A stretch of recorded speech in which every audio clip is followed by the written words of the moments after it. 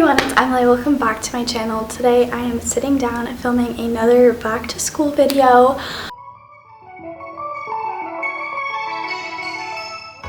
I wanted to sit down and film a video that's been pretty damn requested and one that I just think needs to be done and filmed.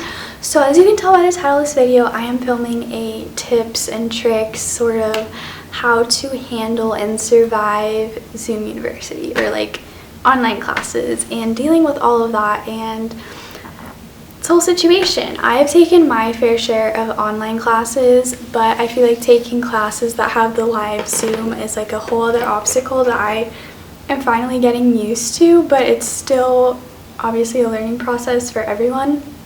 Faculty, teachers, like professors, students, like we're all learning, we're all in this together.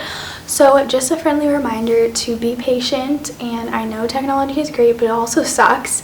And so we want to be patient and kind, and if someone's Wi-Fi sucks and they're glitching in and out, we have to be patient, and I think kind of learn and go with the flow with everything that happens. Like, we just have to learn to see what works and what doesn't and all that kind of good stuff. So without further ado, let's roll on into this video.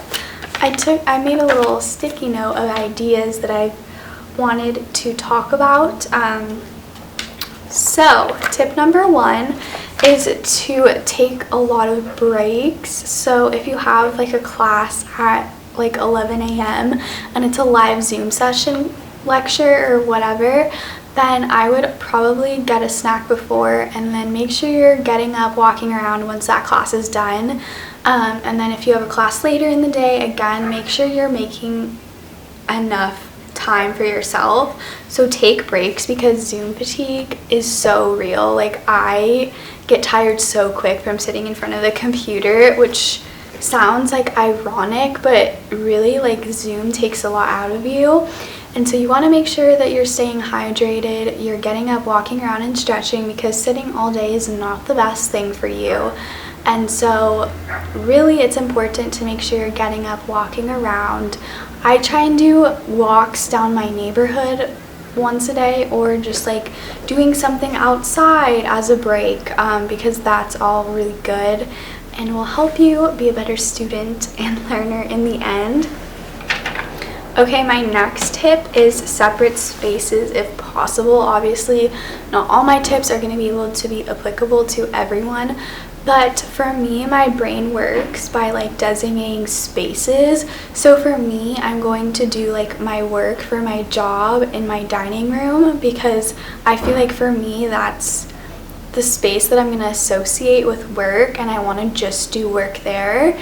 And then when I'm doing school and my classes and schoolwork and tests and all of that, I'm going to do that in my bedroom, like sitting down at my desk. And so obviously not everyone has the room and the capabilities to separate their spaces, but if you do, I feel like that's really good for your mental health and just your learning abilities, because I feel like sitting in the same space for 12 hours, not 12 hours a day, but 6 hours a day is a lot. So that's why I suggest obviously taking breaks, but if you can, definitely utilize your spaces that you have available to you.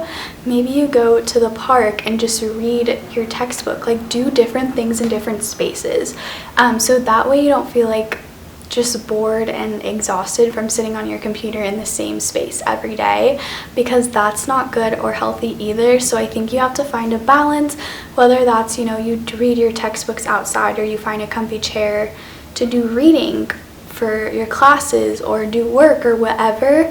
Like, find different spaces and get creative. It can literally be as simple as just like I said, going outside on occasion, and sitting in the park and reading, doing whatever you need to do to make sure that you are having some separation and you're not just sitting down on your laptop every single day, all day, for the whole semester.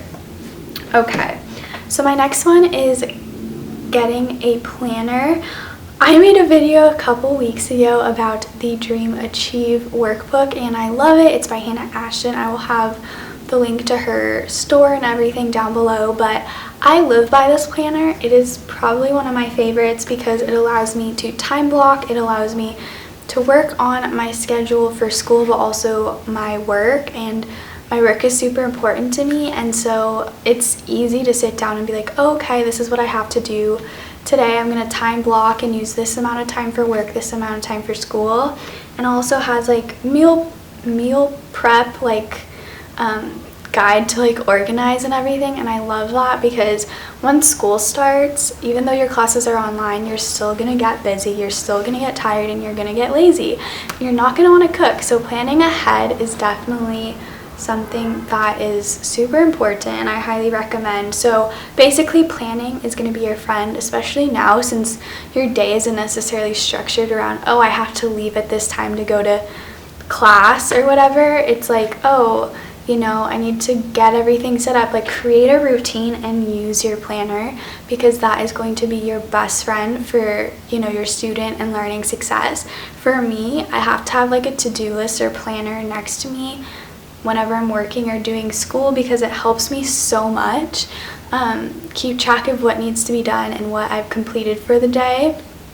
So definitely use a great planner and keep a to-do list or sticky notes like I do, because I'm a huge sticky note gal, to be honest. I don't look at my notes on my phone or my reminders.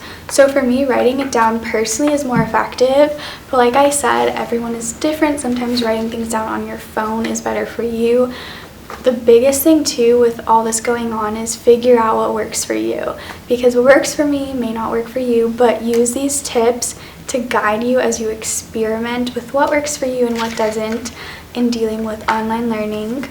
Okay, next is exercise, which I briefly discussed earlier about the importance of walking and getting up and moving around. But if you think about it, we're going to be moving around a lot less this semester, because most of us are going to be sitting, you know, all day on our computers instead of walking to class, walking to the grocery store, walking from one class to the next, walking home. And so it's really important to make sure to schedule in that exercise.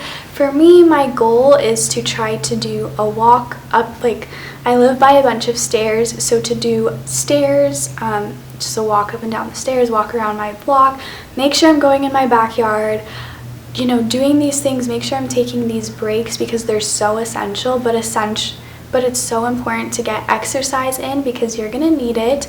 Sitting on your butt all day is not healthy for you, and so getting up, moving around, whether it's doing yoga in the morning or going for a midday walk, schedule it and make time for it, because you normally would be getting in so many steps if you were walking to class or walking across campus, but you're not getting that right now. So it is extremely important to make sure you prioritize your exercise. Going along with that, I also have meditation because I'm a huge meditation gal. I love it. Do meditation every day. Essentially, meditation, the way to think about it is it's a workout for your mind. It's exercise for your mind. And so I think that's super important too, because you can use meditation as your break. As your, you know, you can get up, walk around, walk down the street, then do meditation. And it also definitely helps a lot with anxiety. It helps me with my Zoom fatigue as well. It's kind of a way to recenter, reevaluate, and figure out my priorities for the day. So that's definitely something that if you're into meditation and exercising your mind, then try it. But I have a whole video on meditation and journaling and all of that. But I definitely think that that is super beneficial, especially because we're gonna be on our screens so much that we need to like come back and focus on ourselves and our minds and our thoughts, where we're not on social media, we're not looking at our computer, we're not watching Selling Sunset, we're not like doing those other things. So meditation is a way to schedule in time where you're not looking at a screen, which I think is so important.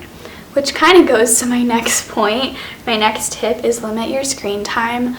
For me, this is so difficult, and I'll be the first to admit that it's a challenge for me, because for me, my work relies on my phone.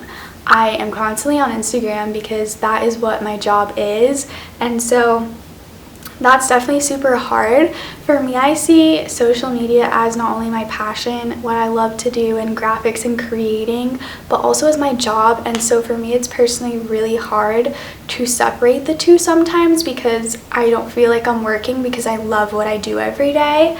But for me, limiting my screen time is so important, which is why I try to incorporate exercise, meditation, and also once school starts, I'm going to put my phone in the other room for when I'm doing like live Zoom classes and such, because I don't want to get distracted and I want my room to be kind of my sacred space where I'm focusing on school and making it my priority. And like if I'm in the rest of the house, I'm like creating content or I'm working or I'm doing whatever. And so that's kind of one thing to do, is you can always put your phone on airplane mode, do not disturb, put it in the other room, or like put it in a place, you know, put it in a purse not close to your backpack or whatever, so that way you're not easily distracted. You can focus on what you need to focus on. And I know that is so much easier said than actually done, but I promise you it will help, and it's something that I am working on as well.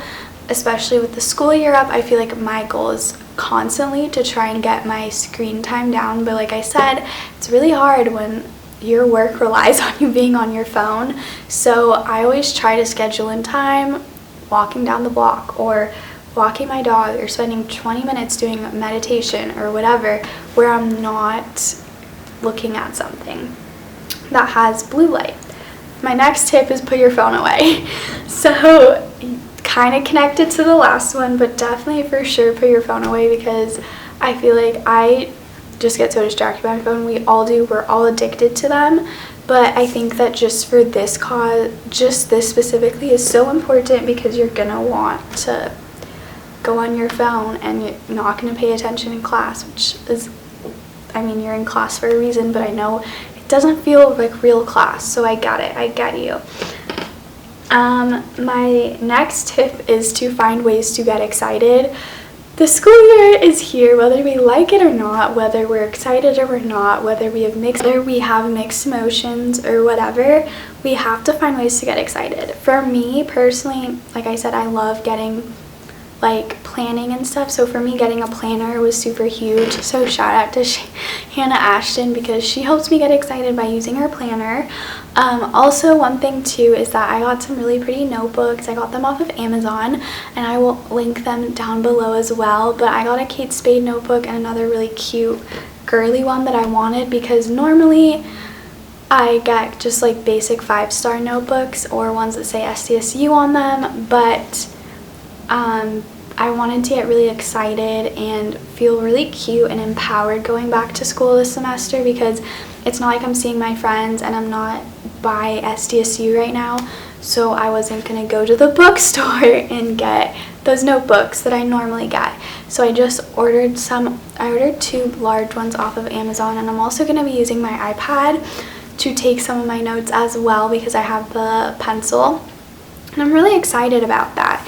But like I said, overall, my biggest tips are like take breaks, create a routine, remain calm, stay positive, find ways to get excited. Sorry if I keep looking down, just I'm looking at my notes that I have, because like I said, get yourself some sticky notes, get yourself, if you have the money, an iPad or just some nicer notebooks, or decorate your notebooks. Like, they don't have to be fancy. All I'm saying is find ways to bring joy into your life, relating to school and relating to everything that's going on. Like, it's so important to take care of yourself first and foremost. And so those are all my tips. If you want another video kind of about like, or to see my routine of how I do school and work and balancing act of it all, let me know in the comments or give this video a thumbs up. Always feel free to reach out to me on Instagram. Let me know if there is a type of specific video you want me to film that you think would be beneficial. But I will see you guys soon. Bye!